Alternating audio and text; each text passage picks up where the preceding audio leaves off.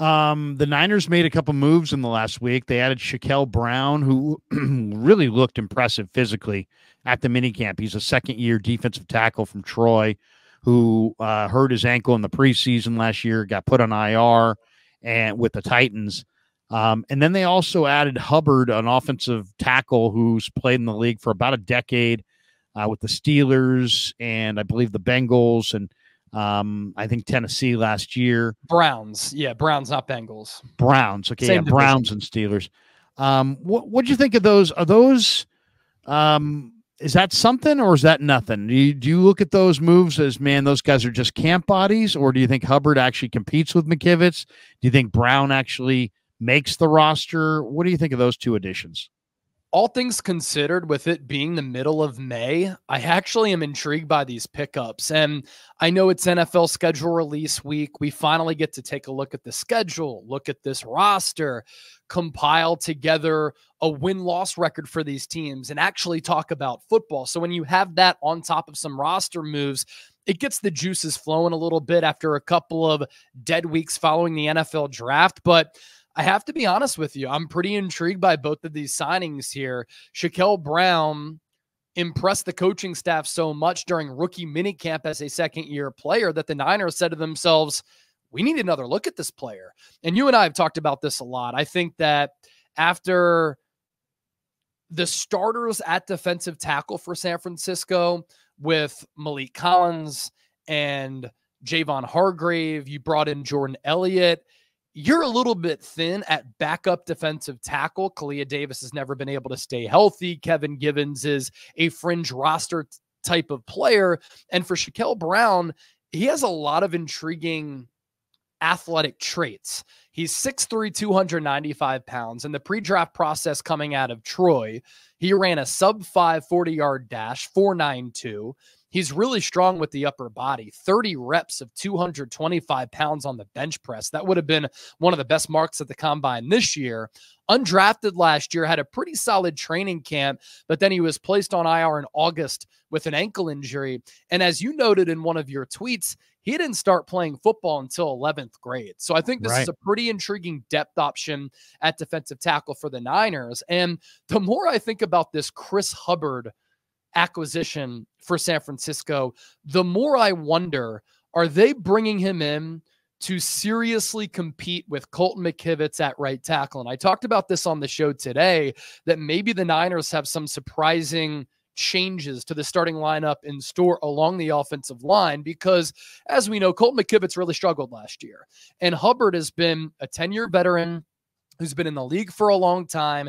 He started a lot of games, 2014 to 2017 with Pittsburgh, had 14 starts with the Browns from 2018 to 2022, 34 starts. And then last year with Tennessee, 9 starts. He is coming off a torn triceps injury, which hit him on IR last year, but he's fully recovered from that. And his Pro Football Focus numbers, as far as the grades go, were actually better than Colton McKivitz. Overall grade of 69, pass blocking grade of 67.8, a run blocking grade of 64.1. I think Kyle Shanahan and John Lynch really like this, that he had no penalties last year. So if he is a backup option, you can count on him to come in. He's not going to be flustered in a hostile environment or be overwhelmed by having to step in as a backup option. He did give up 4 sacks, but the quarterback situation in Tennessee last year was not good. Will Levis finally taking over. 4 hits allowed, 18 pressures allowed, and that all came on 472 snaps at right tackle. But when you compare that with what Colton McKivitz did, Colton McKivitz also really struggled last year. And I just think that he's more of a swing tackle in this league, maybe an interior offensive lineman, but McKivitz had an overall Pro Football Focus grade of 65.1. Pass blocking grade was 56.4, run blocking grade of 68.1. He gave up 47 pressures, 9 sacks, and then 12 more pressures in 3 playoff games. So the more that I think about this, I know that it's a May acquisition. It's fallen under the radar for a lot of casuals out there, but it wouldn't shock me if Hubbard and McKivitz are sneakily competing to be the team starting right tackle in training camp. Yeah, I mean, I kind of see it the same way. Hubbard to me looks more than just like a camp body. A buddy of mine's like, hey, Krug, is this guy a camp body? And I'm like, you know what? He looks a little bit better than that on paper, and maybe he'll give McKivitz a little bit of a run. If not take the job, maybe he'll at least challenge him and make McKivitz up his level of play. And then Shaquille Brown, I mean, there's just when you can find guys who can move that well at that size, I think he's also more than a camp body, and it wouldn't shock me at all if he wound up pushing ahead of Kalia Davis and ahead of Kevin Givens and ahead of some of these other guys that right now we kind of think of as established. They might not be as established as we think. Let's talk about the offensive line for a second. What do you think the dream scenario is for the 5 across the line come week 1 against the Jets? I mean, if Shanahan could absolutely map it out and get things exactly the way he wants, who are the starters left to right on that O-line week 1? So interesting. So this morning, out on my porch, I woke up early because I have to go pick up my new car. So I had to pull an early work day to get some shows together and get some content for the weekend. And sometimes in the morning when you're having the coffee, beautiful day, birds are chirping, that's when the creative wheels start to get going inside my brain, at least. And I know a lot of other people can relate with that. And I just started raffing, and I put together like 10 offensive line combinations that the Niners could go with. And I won't run through all of them here, but there's a bunch of different 5-man protections that San Francisco can go with the offensive line in 2024. And the one that I kind of like, and the left side of the line is not going to change. It's going to be Trent Williams at left tackle and Aaron Banks at left guard. But right. I think that we could see a couple of different options at center, right guard, and right tackle. You could either go with Jake Brendel, John Feliciano, Dominic Pooney, or Jarrett Kingston at center.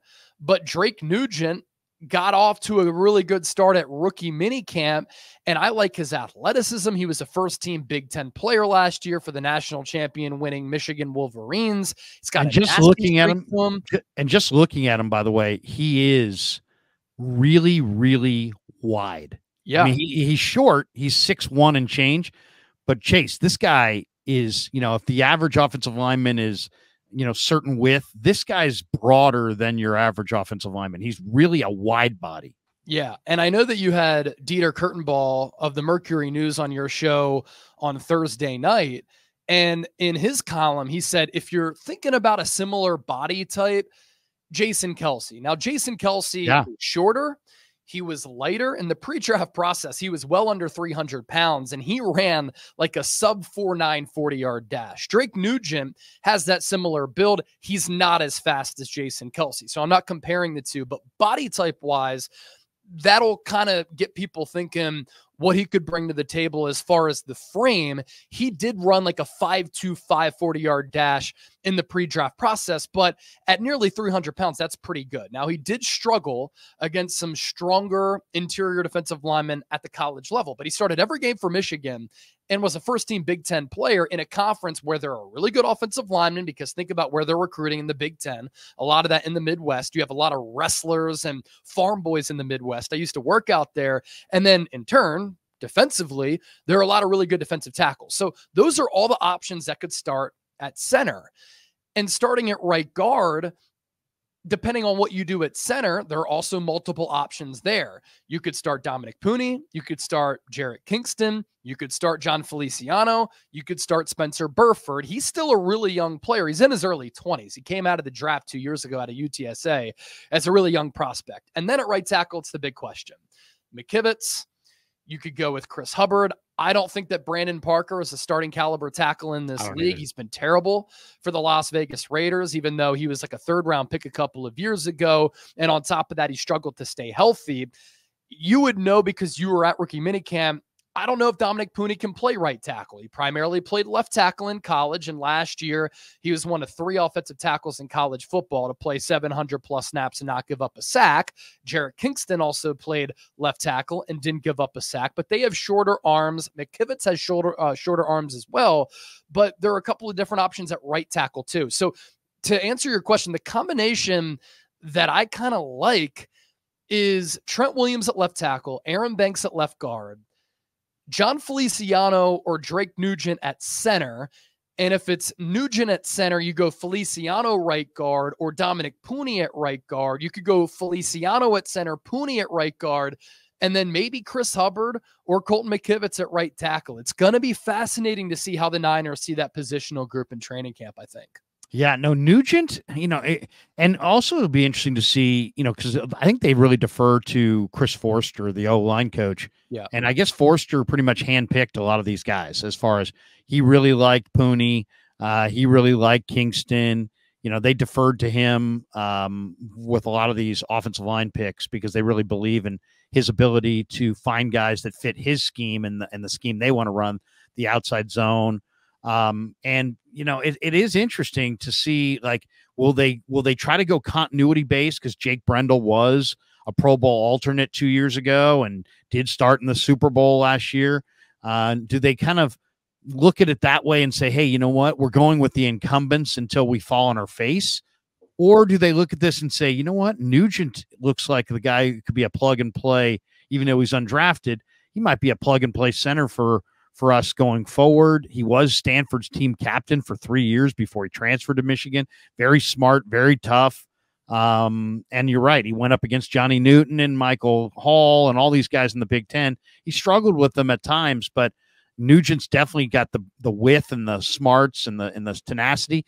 And then there's Puni, who played center during the Senior Bowl week and really did a great job against Michael Hall. And a lot of people feel like Puni might be a center, but then I asked him when he was here, he said he thinks of himself more as a guy who's played tackle, but is going to play guard. And I just see him as a guy who's definitely an upgrade on the guys that they have. So, I mean, if it was me, I think I would go Williams, Banks, Nugent, Puni, and McKivitz, and let, Feliciano, Brendel, Burford, let those guys play off the bench. Maybe Zakel. I'm not really sure. Maybe Hubbard. I'd have to see more of Hubbard, but I'd be in favor of some lineup switches to go with some more youth and to try to upgrade, because I just think that their offensive line, especially in the interior, they were like fourth worst in the NFL grading out in the interior of their offensive line. They're going to have to be better than that if they want to win this ring. I really believe that.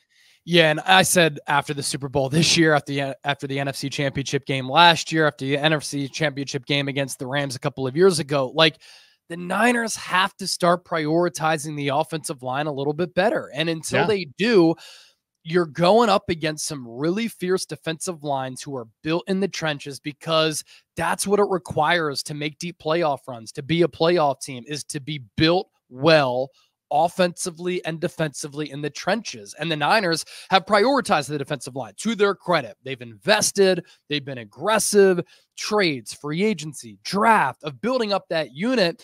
They paid Trent Williams. Great. Other than that, they've been pretty cost efficient and cheap along the offensive line. I think it's cost them.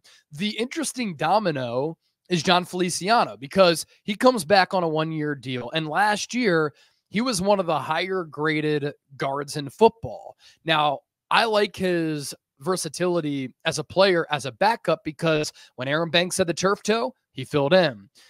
2 years ago, he was the starting center for the New York Giants. Last year, when he had to play right guard, he played really, really well and graded out really well. So when you have a player of that caliber, do you want to keep him on the bench? But then you're looking at these rookies and you're like, damn, Dominic Puni's kind of got that dog to him, got some good athleticism. He can get out on pull blocks. Do we want to start grooming him? I fear that the Niners run it back just because of continuity's sake.